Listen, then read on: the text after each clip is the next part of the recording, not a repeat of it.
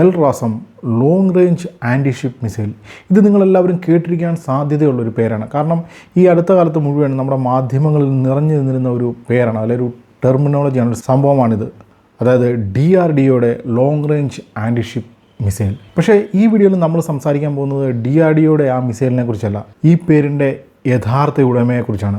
അതായത് മിസൈലുകളുടെ ലോകത്തേക്ക് long range anti ship missile എന്ന പേര് എഴുതി ചേർത്ത AGM-158C എൽ റാസം എന്ന അമേരിക്കൻ ആൻറ്റി ഷിപ്പ് മിസൈലിനെ കുറിച്ചാണ്. അതായത് ഈ അമേരിക്കൻ മിസൈലും DRDOയുടെ മിസൈലും തമ്മിൽ പേരിൻ്റെ കാര്യത്തിലും ചെറിയൊരു വ്യത്യാസം നമുക്ക് കാണാൻ സാധിക്കും. അതായത് DRDOയുടെ മിസൈലും ഈ AGM-158Cയും long range anti ship missile എന്നാണ് അറിയപ്പെടുന്നതെങ്കിലും അമേരിക്കൻ മിസൈലിൻ്റെ പേര് AGM-158 എൽ റാസം എന്നാണ്, LRASM. എന്നാൽ DRDOയുടെ മിസൈൽ LRASHM എന്നാണ്. അതായത് പേരിൽ ഒരു H നമുക്ക് കാണാൻ സാധിക്കും. അപ്പോൾ ഇത്രയൊക്കെ പറയുമ്പോൾ നിങ്ങൾ വിചാരിക്കും ഇയാൾ വീണ്ടും ഏതോ അമേരിക്കൻ ടെക്നോളജിയെ പൊക്കി പറയാനുള്ള പുറപ്പാടാണെന്നൊക്കെ. പക്ഷേ അങ്ങനെയല്ല. നമ്മളിവിടെ സംസാരിക്കാൻ പോകുന്നത് long range anti ship missile എന്ന് പറയുന്ന നേവൽ വാർഫെയർ എക്യുപ്മെൻറ്റിനെ കുറിച്ചാണ്. അപ്പോൾ എല്ലാവർക്കും അറിയാവുന്ന കാര്യമാണ്, ലോകത്തിലെ ഏറ്റവും വലിയ നാവികസേന, ലോകത്തിലെ ഏറ്റവും വലിയ നേവി എന്ന് പറഞ്ഞാൽ അത് അമേരിക്കൻ നേവിയാണ്. അതായത് ഏതാണ്ട് 10ഓളം ന്യൂക്ലിയർ പവർഡ് സൂപ്പർ കാരിയേഴ്സും അതിലേറെ ട്രഡീഷണൽ എയർക്രാഫ്റ്റ് കാരിയേഴ്സും അടങ്ങുന്ന ഒരു വലിയ നാവികസേനയാണ് അമേരിക്കയ്ക്കുള്ളത്. അതിനൊപ്പം വലുപ്പമുള്ള, അല്ലാതെ അതിൻ്റെ ഏതാണ്ട് അടുത്തെത്തുന്ന വലുപ്പമുള്ള ഒരു നാവികസേനയും ഇന്ന് ലോകത്ത് നിലവിലില്ല എന്നുള്ളതാണ് സത്യം. അപ്പോൾ ഇത് ഞാൻ വെറുതെ തള്ളുന്നതല്ല, നിങ്ങൾക്ക് സംശയം ഉണ്ടെങ്കിൽ വെറുതെ ഗൂഗിളിൽ സെർച്ച് ചെയ്ത് നോക്കിയാൽ മതി. അപ്പോൾ ഇവിടെ വരുന്ന പ്രശ്നം എന്താണെന്ന് വെച്ചാൽ, ഇത്രയും വലിയ നാവികസേനയൊക്കെ ഉണ്ടായിട്ടും അമേരിക്ക തനിക്കൊപ്പം പോകുന്ന, അല്ല തനിക്ക് അടുത്തെങ്കിലും നിൽക്കുന്ന ഏതെങ്കിലും ഒരു നാവിക ശക്തിയുമായിട്ട് നേരിട്ട് ഇന്നേ വരെ യുദ്ധം നടത്തിയിട്ടില്ല. അതായത് സെക്കൻഡ് വേൾഡ് വാറിന് ശേഷമുള്ള കാലഘട്ടം പരിശോധിച്ച് കഴിഞ്ഞാൽ അങ്ങനെ ഒരു യുദ്ധം അമേരിക്കയുടെ ചരിത്രത്തിൽ ഇന്നേ വരെ ഉണ്ടായിട്ടില്ല. കോൾഡ് വാറിൻ്റെ കാര്യം പോട്ടെ, കോൾഡ് വാർ കാലത്തും അങ്ങനെ എടുത്തു പറയത്തക്ക ഒരു നാവിക യുദ്ധമൊന്നും ഉണ്ടായിട്ടില്ല. അത് കഴിഞ്ഞ് അമേരിക്ക വ്യാപകമായിട്ട് യുദ്ധങ്ങളിൽ ഏർപ്പെട്ടിട്ടുള്ള 90s കാര്യം എടുത്താലും അമേരിക്ക ഒരിക്കലും അങ്ങോട്ട് അടി കൊടുത്താൽ തിരിച്ചടി കിട്ടും എന്ന് ഉറപ്പുള്ള ആരുമായി യുദ്ധം ചെയ്തിട്ടില്ല. അത് 90കളുടെ ശേഷമുള്ള കാലം എടുത്താലും അമേരിക്കയുടെ മുഴുവൻ കായികാഭ്യാസങ്ങളും അരങ്ങേറിയിട്ടുള്ളത് ഈ മിഡിൽ ഈസ്റ്റേൺ ഗൾഫിലും അല്ലെങ്കിൽ അഫ്ഗാനിസ്ഥാനിലും ഒക്കെയാണ്. ഇവിടെയൊന്നും അമേരിക്കൻ നേവിക്ക് അവരുടെ ശക്തിയുടെ 1000-1 10,000-1 പോലും പ്രയോഗിക്കേണ്ടതായിട്ട് വന്നിട്ടില്ല. അപ്പോൾ ഏതായാലും ഇങ്ങനെ 90കൾക്ക് ശേഷം മിഡിൽ ഈസ്റ്റിലും മറ്റും അമേരിക്ക ഇങ്ങനെ പാവങ്ങൾക്ക് മേലെ തങ്ങളുടെ ശക്തി പ്രകടനം നടത്തി മുന്നേറവേ ലോകത്തിലെ മറ്റ് സൈനിക ശക്തികൾ, പ്രത്യേകിച്ചും റഷ്യ, ചൈന അല്ലെങ്കിൽ ഇന്ത്യ ഇതുപോലുള്ള വൻ സൈനിക ശക്തികൾ അവരുടെ മിസൈൽ ടെക്നോളജിയിൽ വലിയ തോതിലുള്ള അഡ്വാൻസ്മെൻറ്റ് കൈവരിച്ചു. അതായത് ബ്രഹ്മോസ് പോലുള്ള പല ലോങ് റേഞ്ച് സൂപ്പർസോണിക് ക്രൂസ് മിസൈലുകളും പിറവിയെടുക്കുന്നത് ഏതാണ്ട് ഈ ഒരു കാലഘട്ടത്തിലാണ്.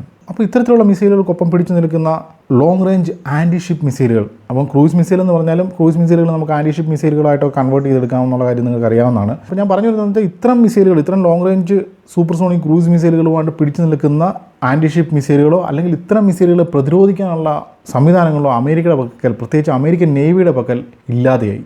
അത് 90കൾക്ക് ശേഷമുള്ള അമേരിക്കയുടെ ചരിത്രം പരിശോധിക്കുകയാണെങ്കിൽ നമുക്ക് കാണാൻ സാധിക്കും 2010 വരെയൊക്കെ അമേരിക്ക ഉപയോഗിച്ചിട്ടുള്ള ഏറ്റവും പ്രധാന ആൻറ്റി ഷിപ്പ് മിസൈൽ എന്ന് പറഞ്ഞു കഴിഞ്ഞാൽ ഹാർപൂൺ മിസൈലാണ്. ഈ മിസൈലിനെ കുറിച്ച് പറയുകയാണെങ്കിൽ ഇത് ഏതാണ്ട് 1970കളിൽ ഡിസൈൻ ചെയ്യപ്പെട്ട, അല്ലെങ്കിൽ 70കളിൽ നിർമ്മിക്കപ്പെട്ട, അല്ലെങ്കിൽ 70കളിൽ ജന്മം എടുത്ത ഒരു ടെക്നോളജിയാണ്. അപ്പോൾ ഇപ്പം ബോയിങ് ആണ് ഈ മിസൈൽ നിർമ്മിക്കുന്നത്. അപ്പോൾ 70കളിൽ നിർമ്മിക്കപ്പെട്ടെന്ന് പറഞ്ഞാലും നമുക്കറിയാമല്ലോ കാലികമായിട്ടുള്ള പല അപ്ഗ്രേഡേഷൻ ഇതിലേക്ക് വന്നിട്ടുണ്ട്. എന്നിരുന്നാലും 21ാം നൂറ്റാണ്ടിലെ ഒരു യുദ്ധ സാഹചര്യത്തിൽ അമേരിക്കയെ സംബന്ധിച്ചിടത്തോളം ഇങ്ങനെ ഒരു മിസൈൽ ഒരു അപര്യാപ്തത തന്നെയാണ്. അതായത് ഹാർപൂൺ മിസൈലിൻ്റെ ഏറ്റവും പവർഫുൾ വേരിയൻ്റ് എന്ന് പറഞ്ഞാൽ ഹാർപൂൺ ER എന്നറിയപ്പെടുന്ന വേരിയൻ്റാണ്. ER എന്ന് പറഞ്ഞാൽ എക്സ്റ്റെൻഡഡ് റേഞ്ച് എന്നുള്ളതിൻ്റെ ഒരു അബ്രിവിയേഷനാണ്. അപ്പോൾ എക്സ്റ്റെൻഡഡ് റേഞ്ച് എന്നൊക്കെ പേരിൻ്റെ കൂടെ ഉണ്ടെങ്കിലും ഇതിൻ്റെ മാക്സിമം റേഞ്ച് എന്ന് പറഞ്ഞാൽ ഒരു 80 മൈലാണ്. അതായത് ഒരു 130 അല്ലെ 140 കിലോമീറ്റർ റേഞ്ച്. തന്നെയുമല്ല ഇതൊരു സൂപ്പർസോണിക് മിസൈലല്ല, ഇത് സബ്സോണിക് സ്പീഡിൽ പറക്കുന്ന, അതായത് 0.7 മാക്സ് സ്പീഡിൽ പറക്കുന്ന ഒരു ആൻറ്റി ഷിപ്പ് മിസൈലാണ്. അതായത് അമേരിക്കൻ നേവിയുടെ പക്കൽ, അല്ല അമേരിക്കയുടെ പക്കൽ ഈ സമയത്തൊന്നും ഒരു dedicated supersonic anti ship missile എന്ന് പറയാൻ പറ്റുന്ന ഒരു സംഭവമേ ഇല്ലായിരുന്നു എന്നുള്ളതാണ് സത്യം. അവർ 90കൾക്ക് ശേഷം ഈ ഹാർപൂണിനൊപ്പം ആൻറ്റി ഷിപ്പ് ക്രൂസ് മിസൈലുകളായിട്ട് ഉപയോഗിച്ചിരുന്ന സൂപ്പർസോണിക് മിസൈലുകൾ എന്ന് പറഞ്ഞാൽ SM-1, SM-2 അല്ലെങ്കിൽ SM-6 തുടങ്ങിയ സർഫസ് ടു എയർ ക്രൂസ് മിസൈലുകളുടെ നേവൽ ഡെറിവേറ്റീവ്സ് ആയിരുന്നു.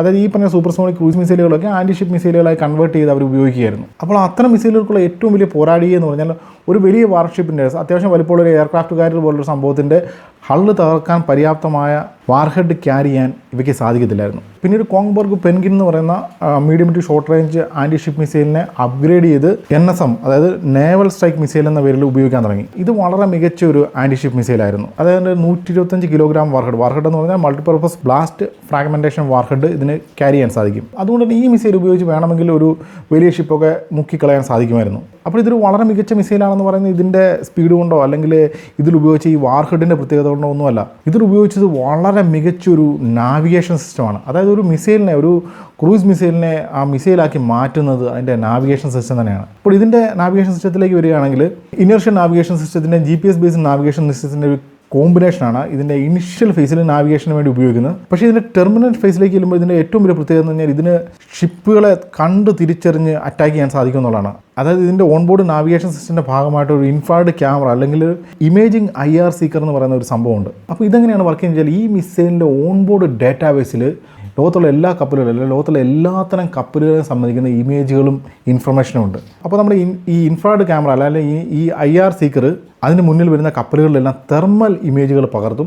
ഈ ഇമേജിനെ അതിൻ്റെ ഡേറ്റാബേസിലുള്ള ഇമേജുകളുമായിട്ട് കമ്പയർ ചെയ്ത് നോക്കിയിട്ട് താൻ ഉദ്ദേശിക്കുന്ന കപ്പൽ തന്നെയാണ്, അല്ലെങ്കിൽ തനിക്ക് അറ്റാക്ക് ചെയ്യേണ്ട കപ്പൽ തന്നെയാണോ തൻ്റെ മുന്നിലുള്ളതെന്ന് ഈ മിസൈൽ തിരിച്ചറിഞ്ഞ് അതിനെ അറ്റാക്ക് ചെയ്യുകയും ചെയ്യും. അതായത് അതിൻ്റെ ടാർഗറ്റ് ഷിപ്പ് അത് നിൽക്കുന്ന പൊസിഷനിൽ നിന്നും അതിൻ്റെ പൊസിഷൻ മാറി ആ സ്ഥാനത്തേക്ക് മറ്റൊരു ഷിപ്പ് വന്നാലും ഈ മിസൈൽ തെറ്റായ ഷിപ്പിനെ അറ്റാക്ക് ചെയ്തില്ല. അതാണ് ഇതിലെ നാവിഗേഷൻ സിസ്റ്റത്തിൻ്റെ ഏറ്റവും വലിയ പ്രത്യേകത. പിന്നെ ഇത് ഇതിൻ്റെ ടെർമിനൽ ഫേസിൽ പറക്കുന്നത് കടലിനോട് ചേർന്ന്, അല്ല സമുദ്രോപരിതലത്തെ തൊട്ടില്ല എന്ന രീതിയിലാണ് പറക്കുന്നത്.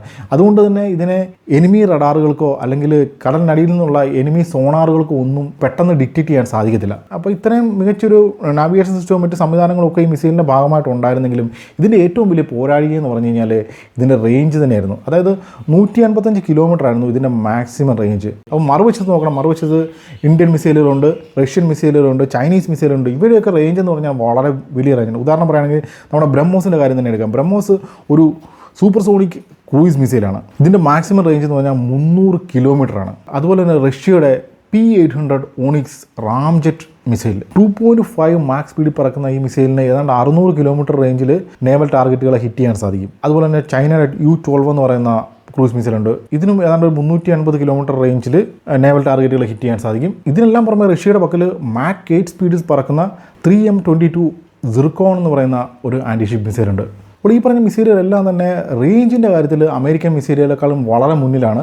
അത് തന്നെയല്ല, ഇവയെല്ലാം സൂപ്പർസോണിക് സ്പീഡിൽ പറക്കുന്ന, അതായത് മാക് 2 സ്പീഡ് മുതൽ മാക് 8 സ്പീഡ് വരെ പറക്കാൻ സാധിക്കുന്ന മിസൈലുകളാണ് ഇവയിൽ പലതും. അപ്പോൾ സൂപ്പർസോണിക് സ്പീഡിൽ ഒരു മിസൈൽ പറക്കുമ്പോൾ അതിന് കിട്ടുന്ന ഏറ്റവും വലിയ അഡ്വാൻറ്റേജ് എന്ന് പറഞ്ഞാൽ അതിനെ ഡിറ്റക്റ്റ് ചെയ്യാനും അതിനെ ഇൻ്റർസെപ്റ്റ് ചെയ്യാനും വളരെ പ്രയാസമായിരിക്കും എന്നുള്ളതാണ്.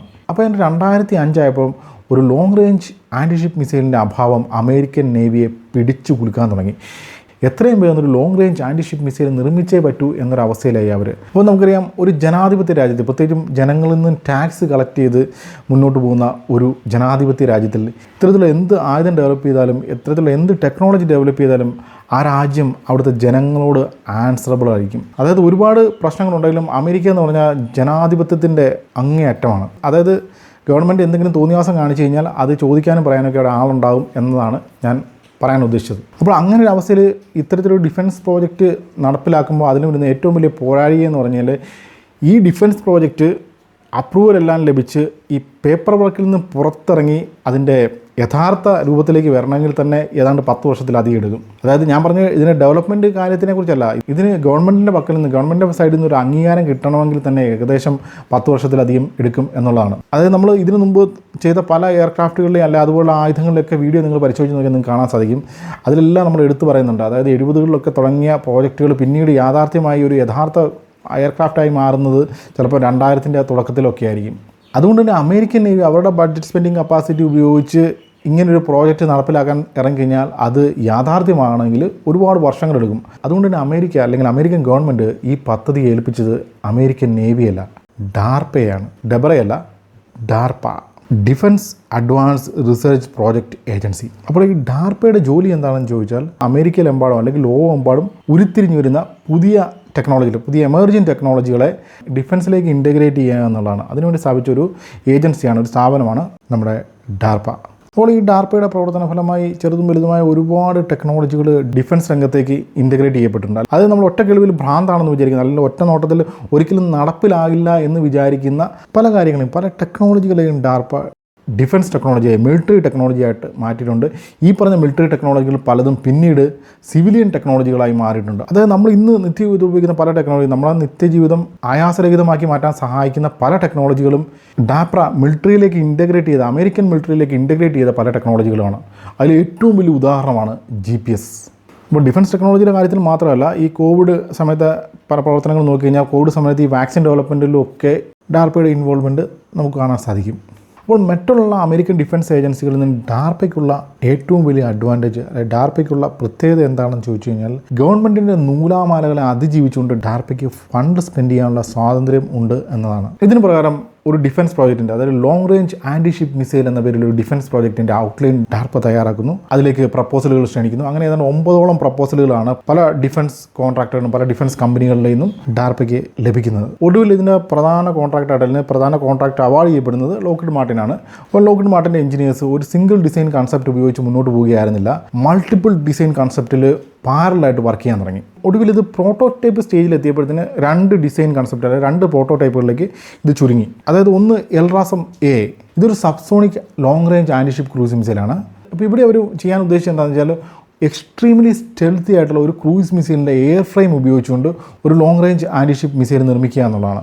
രണ്ടാമത്തെ കൺസെപ്റ്റ് എന്ന് പറഞ്ഞാൽ, അല്ലെങ്കിൽ രണ്ടാമത്തെ പ്രോട്ടോടൈപ്പ് എന്ന് പറഞ്ഞാൽ എൽറാസം B, ഇതൊരു ടോട്ടലി ന്യൂ മിസൈലാണ്. അതായത് സൂപ്പർസോണിക് സ്പീഡ് അല്ലെങ്കിൽ ഹൈപ്പർസോണിക് സ്പീഡിൽ പറക്കുന്ന അറ്റാക്ക് ചെയ്യുന്ന ഒരു ലോങ് റേഞ്ച് ക്രൂയിസ് മിസൈലിൻ്റെ പ്രോട്ടോടൈപ്പ് ആയിരുന്നു എൽറാസം B എന്ന് പറയുന്നത്. അങ്ങനെയായിട്ട് 2014 ആയപ്പോൾ ഡാർപ്പ ഈ പറഞ്ഞ എൽറാസം B എന്ന് പറയുന്ന സൂപ്പർസോണിക് അല്ലെങ്കിൽ ഹൈപ്പർസോണിക് മിസൈൽ പ്രോട്ടോടൈപ്പിനെ ക്യാൻസൽ ചെയ്തുകൊണ്ട് എൽറാസം A എന്ന സബ്സോണിക് പ്രോട്ടോടൈപ്പുമായിട്ട് മുന്നോട്ട് പോകാനും തീരുമാനിക്കുകയായിരുന്നു. അപ്പോൾ എന്തുകൊണ്ടാണ് ഇങ്ങനെ ഒരു തീരുമാനം എടുത്തതെന്ന് വെച്ചാൽ, അതിൻ്റെ ഏറ്റവും പ്രധാന കാരണം സമയക്കുറവ് തന്നെയാണ്. അതായത് സൂപ്പർസോണിക് അല്ലെങ്കിൽ ഒരു ഹൈപ്പർസോണിക് ക്രൂയിസ് മിസൈലിൻ്റെ ഏറ്റവും വലിയ അഡ്വാൻറ്റേജ്, അല്ലെങ്കിൽ ഒരു ഹൈപ്പർസോണിക് ആൻറ്റി ഷിപ്പ് മിസൈലിൻ്റെ ഏറ്റവും വലിയ അഡ്വാൻറ്റേജ് എന്ന് പറഞ്ഞു കഴിഞ്ഞാൽ, അതിനെ ഡിക്റ്റേറ്റ് ചെയ്യാനും ഇൻ്റർസെപ്റ്റ് ചെയ്യാനും സാധിക്കത്തില്ല, അല്ലെങ്കിൽ ഡിക്റ്റേറ്റ് ചെയ്യാനും ഇൻ്റർസെപ്റ്റ് ചെയ്യാനും വളരെ പ്രയാസമായിരിക്കും എന്നുള്ളതാണ്. പക്ഷേ ഈ ഒരു പ്രശ്നം നമുക്കൊരു സ്റ്റെൽത്തി ഡിസൈനിലൂടെ പരിഹരിച്ചെടുക്കാൻ സാധിക്കും. അതായത് ഒരു ഹൈലി സ്റ്റെൽത്തി ആയിട്ടുള്ള ഒരു 5th ജനറേഷൻ എയർക്രാഫ്റ്റിനേക്കാളും സ്റ്റെൽത്തി ആയിട്ടുള്ള ഒരു എയർ ഫ്രെയിം നിർമ്മിച്ച് അങ്ങനെ ഒരു മിസൈൽ ഉണ്ടാക്കുകയാണെങ്കിൽ ഈ പറഞ്ഞ സൂപ്പർസോണിക് മിസൈലുകൾക്കുള്ള അഡ്വാൻറ്റേജ് നമുക്കൊരു സബ്സോണിക് മിസൈലിലേക്ക് കൊണ്ടുവരാൻ സാധിക്കും. തന്നെയുമല്ല, ഒരു നേവൽ വാർഫെയറിൽ സബ്സോണിക് മിസൈലുകൾക്ക് വേറെയും ചില അഡ്വാൻറ്റേജുകളുണ്ട്.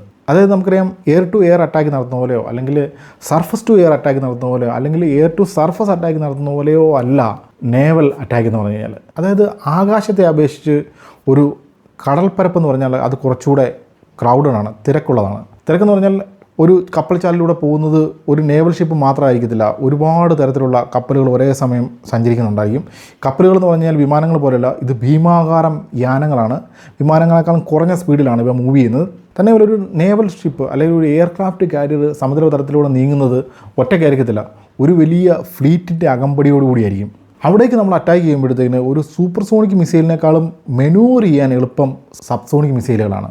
അതായത് നമ്മൾ ടാർഗറ്റ് ചെയ്യുന്ന ഷിപ്പ് പൊസിഷൻ മാറ്റിയാലും അല്ലെങ്കിൽ ആ സ്ഥാനത്തേക്ക് മറ്റൊരു ഷിപ്പ്, അതായത് നേവൽ ഷിപ്പ് തന്നെ ആയിരിക്കണമെന്നല്ല, ഒരു ചരക്ക് കപ്പൽ കയറി വന്നാലും അതിനെ മറികടന്ന് അല്ലെങ്കിൽ അതിൻ്റെ പാതയിൽ നിന്ന് അതിനെ ഒഴിവാക്കി ടാർഗറ്റിലേക്ക് മുന്നേറാൻ സൂപ്പർസോണിക് മിസൈലിൻ്റെ ആ സ്പീഡ് ഈ മിസൈലിൻ്റെ ഡിസിഷൻ മേക്കിംഗ് ടൈമിനെ കുറയ്ക്കും. അതേസമയം സബ്സോണിക് മിസൈലാണെങ്കിൽ കുറച്ചുകൂടെ കാൽക്കുലേഷൻ ടൈം ഈ മിസൈലിൻ്റെ നാവിഗേഷൻ സിസ്റ്റത്തിന് ലഭിക്കും. തന്നെയുമല്ല, നമ്മൾ പുതിയൊരു മിസൈൽ നിർമ്മിക്കുകയാണ്, പുതിയൊരു ഹൈപ്പർസോണിക് മിസൈൽ നിർമ്മിക്കുകയാണെങ്കിൽ അതിനുവേണ്ടിയുള്ള എഞ്ചിനും കാര്യങ്ങളും എല്ലാം പുതിയതായിട്ട് നമ്മൾ ഡെവലപ്പ് ചെയ്തെടുക്കേണ്ടതായിട്ട് വരും. അതും ടൈം കൺസ്യൂമിംഗ് ആണ്.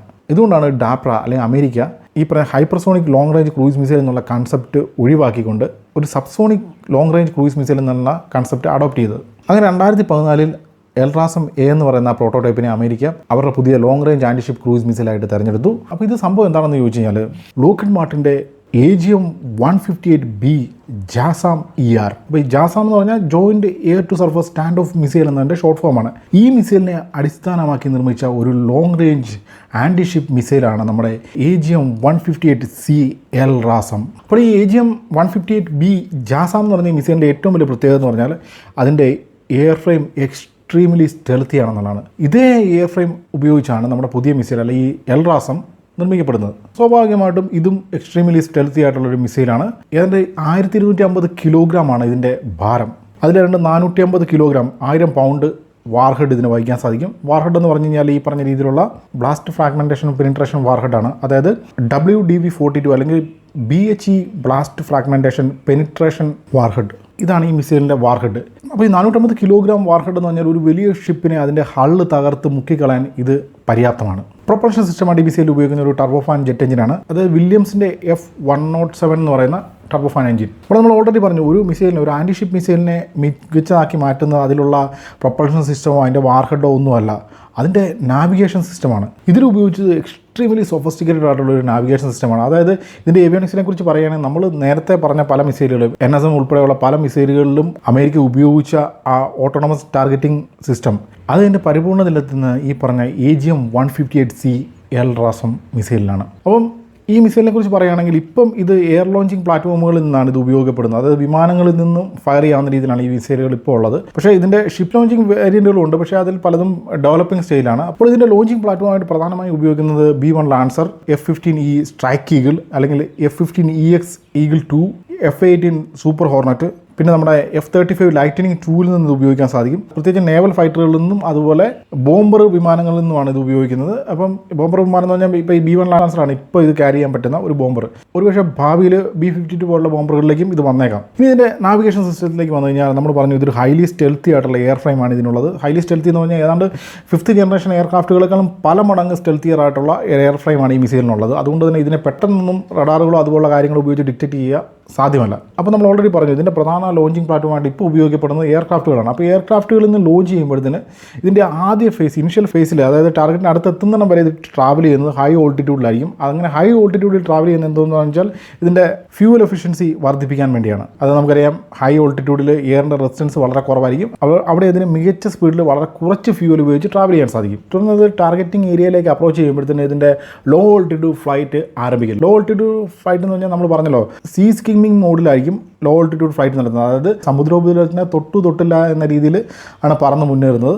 അപ്പം ഇതിനെ ടാർഗറ്റിലേക്ക് നയിക്കുന്നത് ഇതിൻ്റെ ഓൺബോർഡ് നാവിഗേഷൻ സിസ്റ്റമാണ്. അപ്പോൾ ഓൺബോർഡ് നാവിഗേഷൻ സിസ്റ്റം എന്ന് പറഞ്ഞാൽ ഇതിൻ്റെ ഓരോ സ്റ്റേജിലും പലതരത്തിലുള്ള നാവിഗേഷൻ സിസ്റ്റങ്ങളാണ് ഇതിൽ ഉപയോഗിക്കപ്പെടുന്നത്. ഇനിഷ്യൽ സ്റ്റേജിൽ തുടക്കത്തിൽ ഇതിൽ GPS നാവിഗേഷൻ സിസ്റ്റത്തിൻ്റെയും ഇനേർഷ്യൽ നാവിഗേഷൻ സിസ്റ്റത്തിൻ്റെ ഒരു കോമ്പിനേഷനാണ് ഉപയോഗിക്കുന്നത്. അമേരിക്കയുടെ മുമ്പ് നമ്മൾ പറഞ്ഞ പല ആൻറ്റി ഷിപ്പ് മിസൈലുകളിലും ഇത്തരത്തിലുള്ള ഒരു നാവിഗേഷൻ സിസ്റ്റം തന്നെയാണ് ഉപയോഗിക്കുന്നത്. അപ്പോൾ GPS നാവിഗേഷൻ സിസ്റ്റം എന്ന് പറഞ്ഞാൽ നമ്മൾ കാറിലൊക്കെ ഉപയോഗിക്കുന്ന GPS-ഉമായിട്ട് അതിനെ കമ്പയർ ചെയ്യൽ ഇത് അമേരിക്കൻ മിലിറ്ററിയുടെ M-കോഡ് ജാമിംഗ് റെസിസ്റ്റൻറ്റ് GPS ബാൻഡാണ് ഇതിൽ ഉപയോഗിക്കപ്പെടുന്നത്. ഇനി എന്തെങ്കിലും കാരണം കൊണ്ട് ഈ GPS സിഗ്നലിൽ എന്തെങ്കിലും പ്രശ്നങ്ങൾ ഉണ്ടാവുകയോ അല്ലെങ്കിൽ GPS സിഗ്നൽ കിട്ടാതെ വരികയോ ചെയ്തു കഴിഞ്ഞാൽ ഇതിൽ ഇനേർഷ്യൽ നാവിഗേഷൻ സിസ്റ്റത്തിന് ഒറ്റയ്ക്ക് തന്നെ ഇതിനെ ടാർഗറ്റിലേക്ക് നയിക്കാൻ സാധിക്കും. അങ്ങനെ ഈ മിസൈൽ അതിനെ ടാർഗറ്റ് ഏരിയയിലേക്ക് കടന്നു കഴിഞ്ഞാൽ അവിടെ വെച്ച് BE സിസ്റ്റം ഡെവലപ്പ് ചെയ്ത ഒരു റഡാർ ബേസ്ഡ് നാവിഗേഷൻ സിസ്റ്റം കാര്യങ്ങൾ ഏറ്റെടുക്കും. അപ്പോൾ റഡാർ ബേസ്ഡ് നാവിഗേഷൻ സിസ്റ്റം നമ്മൾ സാധാരണ റഡാർ ബേസ്ഡ് നാവിഗേഷൻ സിസ്റ്റം അല്ല, ഇതൊരു പാസീവ് റഡാർ സിസ്റ്റമാണ്. അത് passive radio frequency and electronic support measure receiver എന്നാണ് ഈ സംഭവം അറിയപ്പെടുന്നത്. പാസീവ് റഡാർ സിസ്റ്റം എന്ന് പറഞ്ഞു കഴിഞ്ഞാൽ നമുക്കറിയാം റഡാർ ഒരു ആക്റ്റീവ് സെൻസറാണ്. അതായത് റഡാർ അതിൽ നിന്നൊരു റേഡിയോ വേവ് പുറപ്പെടുവിച്ചിട്ട് ആ റേഡിയോ വേവ് ഏതെങ്കിലും സ്ഥാനത്ത് നിന്ന് ഹിറ്റ് ചെയ്ത് തിരിച്ചു വരുമ്പോഴാണ് റഡാർ ആ സംഭവത്തെ ഡിറ്റക്ട് ചെയ്യുന്നത്. പക്ഷേ ഈ നാവിഗേഷൻ സിസ്റ്റത്തിൽ റഡാർ സിസ്റ്റം പ്രത്യേകിച്ച് ഒരു വേവും പുറത്തേക്ക് പുറപ്പെടുവിക്കുന്നില്ല. ഇത് ഷിപ്പിൽ നിന്നും ഷിപ്പ് പുറപ്പെടുവിക്കുന്ന റഡാർ ഫ്രീക്വൻസികളെയും അല്ലെങ്കിൽ ഷിപ്പിൻ്റെ കമ്മ്യൂണിക്കേഷൻ സിഗ്നലുകളെയൊക്കെ റിസീവ് ചെയ്ത് അതുപയോഗിച്ച് ഈ മിസൈലിനെ ഷിപ്പിലേക്ക് നാവിഗേറ്റ് ചെയ്യുകയാണ് ചെയ്യുന്നത്. അപ്പോൾ ഇങ്ങനെ ഒരു സിസ്റ്റത്തിൻ്റെ അഡ്വാൻറ്റേജ് എന്ന് വെച്ചാൽ ഈ മിസൈൽ ടാർഗറ്റ് അക്വിസിഷന് വേണ്ടി ഒരു റഡാർ ഫ്രീക്വൻസി പുറപ്പെടുവിക്കുകയാണെങ്കിൽ അങ്ങനെ പുറപ്പെട്ടു ചെല്ലുന്ന സിഗ്നലിനെ ഷിപ്പിലുള്ള സിസ്റ്റങ്ങൾ ഐഡൻറ്റിഫൈ ചെയ്യുകയും അതോടുകൂടി ഷിപ്പ് മിസൈൽ ലോക്ക്ഡ് ആയെന്നുള്ള കാര്യം ഷിപ്പിലുള്ള ആൾക്കാർക്ക് മനസ്സിലാവുകയും ചെയ്യും. അപ്പോൾ സ്വാഭാവികമായിട്ടും ഇതൊരു സബ്സോണിക് സ്പീഡിൽ പറക്കുന്ന മിസൈലാണ്, അതിനെ ഇൻ്റർസെപ്റ്റ് ചെയ്യാനുള്ള പരിപാടികളൊക്കെ അവർ ആരംഭിക്കും. നേരെ മറിച്ച് ഇങ്ങനെ ഒരു പാസീവ് സിസ്റ്റം ഉപയോഗിക്കുകയാണെങ്കിൽ ഷിപ്പിലേക്ക് മിസൈൽ വരുന്നുണ്ടെന്നുള്ള കാര്യം മിസൈലിന് മാത്രം അറിയാൻ സാധിക്കില്ല, ഒരിക്കലും ഷിപ്പിലുള്ള ഒരു സിസ്റ്റത്തിനും അത് ഡിറ്റക്ട് ചെയ്യാൻ സാധിക്കത്തില്ല. അപ്പോൾ ഈ ഫേസിനെ, ഇന്റർമീഡിയറ്റ് ഫേസിനെ നമുക്കൊരു പാസീവ് റഡാർ ഹോമിംഗ് ഫേസ് ആയിട്ട് വേണമെങ്കിൽ കണക്കാക്കാൻ സാധിക്കും. ഫൈനൽ ഫേസ് അല്ലെങ്കിൽ ടെർമിനൽ ഫേസ് എന്ന് പറഞ്ഞു കഴിഞ്ഞാൽ അവിടെ ഉപയോഗിക്കപ്പെടുന്ന നമ്മൾ നേരത്തെ NSM-ൻ്റെ ഒക്കെ കാര്യത്തിൽ പറഞ്ഞ രീതിയിലുള്ള ഒരു ഇൻഫ്രാഡ് സീക്കർ അല്ലെങ്കിൽ ഇൻഫ്രാഡ് ഇമേജിംഗ് സിസ്റ്റമാണ്. അത് നമ്മൾ മുമ്പ് പല മിസൈലുകളുടെയും കാര്യത്തിൽ പറഞ്ഞ പോലെ ഈ മിസൈലിൻ്റെ ഓൺബോർഡ് ഡാറ്റാബേസിൽ എല്ലാത്തരം ഷിപ്പുകളെ സംബന്ധിക്കുന്ന വിവരങ്ങളുണ്ട്, അല്ലെങ്കിൽ എല്ലാത്തരം ഷിപ്പുകളുടെയും ഇമേജുകൾ സൂക്ഷിച്ചിട്ടുണ്ട്. അപ്പോൾ ഈ ഇൻഫ്രാഡ് ക്യാമറ ഉപയോഗിച്ച് അല്ലെങ്കിൽ ഇൻഫ്രാഡ് ഇമേജിംഗ് സിസ്റ്റം ഉപയോഗിച്ച് മുന്നിൽ വരുന്ന ഷിപ്പുകളിലൊക്കെ ഇമേജ് ഇത് പകർത്തും. ആ ഇമേജിനെ ഒരു AI അൽഗോരിതം ഉപയോഗിച്ച് ഡേറ്റാബേസിലുള്ള ഇമേജുകളുമായിട്ട് കമ്പയർ ചെയ്യും. അങ്ങനെ അത് ടാർഗറ്റിനെ ഐഡൻറ്റിഫൈ ചെയ്യും. അതായത് ടെക്നിക്കലി ഈ മിസൈലിനെ ടാർഗറ്റുകളെ കണ്ട് മനസ്സിലാക്കാനുള്ള കഴിവുള്ള മിസൈലാണ്. അപ്പോൾ മുന്നിലുള്ള ഷിപ്പ് തൻ്റെ ടാർഗറ്റഡ് ഷിപ്പ് തന്നെയാണെന്ന് കണ്ട് ഉറപ്പ് വരുത്തിയ ശേഷം മാത്രമേ നമ്മുടെ മിസൈൽ അല്ലെങ്കിൽ ഈ AGM-158C LRASM ഹിറ്റ് ചെയ്യത്തുള്ളൂ. അപ്പോൾ ഈ AGM-158C LRASM ഇത് ലോകത്തിലെ ഏറ്റവും പ്രകടശേഷിയുള്ള ആൻറ്റി ഷിപ്പ് മിസൈലാണോ അല്ലെങ്കിൽ ലോകത്തിലെ ഏറ്റവും മികച്ച ആൻറ്റി ഷിപ്പ് മിസൈലാണോ എന്നൊക്കെ ചോദിച്ചു കഴിഞ്ഞാൽ ആ കാര്യത്തിൽ നമുക്ക് ഒരു ഉറപ്പും പറയാൻ സാധിക്കത്തില്ല. പക്ഷേ ലോകത്തിലെ ഏറ്റവും പ്രാക്ടിക്കലായിട്ടുള്ള long range anti ship missile ഇപ്പം നിലവിൽ ഈ പറഞ്ഞ AGM-158 LRASM തന്നെയാണ്. മറ്റൊരു രീതിയിൽ പറഞ്ഞാൽ ഏറ്റവും അധികം ടെക്നോളജി എംബർഡ് ആയിട്ടുള്ള അല്ലെങ്കിൽ ടെക്നോളജിക്കലി ഏറ്റവും അഡ്വാൻസ് ആയിട്ടുള്ള ആൻറ്റി ഷിപ്പ് മിസൈൽ ഈ പറഞ്ഞ എൽറാസം തന്നെയാണ്. അതായത് ഇനേർഷ്യൽ നാവിഗേഷൻ സിസ്റ്റം മുതൽ ഏതാണ്ട് AI ടെക്നോളജി വരെ ലോക്ക്ഹീഡ് മാർട്ടിനും BAE സിസ്റ്റവും ചേർന്ന് ഇതിൻ്റെ ഓൺ ബോർഡ് സിസ്റ്റത്തിലേക്ക് ഇൻകോർപ്പറേറ്റ് ചെയ്തിട്ടുണ്ട്. അപ്പോൾ ഇതാണ് അമേരിക്കയുടെ ഏറ്റവും പുതിയ അമേരിക്കയുടെ ഏറ്റവും പ്രാക്ടിക്കലായ long range anti ship missile AGM-158C എൽറാസത്തിൻ്റെ കഥ. അപ്പോൾ തൽക്കാലം ഈ വീഡിയോ ഞാനിവിടെ അവസാനിപ്പിക്കുകയാണ്. വീഡിയോ എല്ലാവർക്കും ഇഷ്ടപ്പെട്ടായിട്ട് വരുന്നു. അപ്പോൾ ഇതിലും ഇൻഫോർമേറ്റീവായ ഇതിലും ഇൻട്രസ്റ്റിംഗ് ആയ മറ്റൊരു വീഡിയോയുമായി വീണ്ടും കാണാം. അപ്പോൾ ബൈ.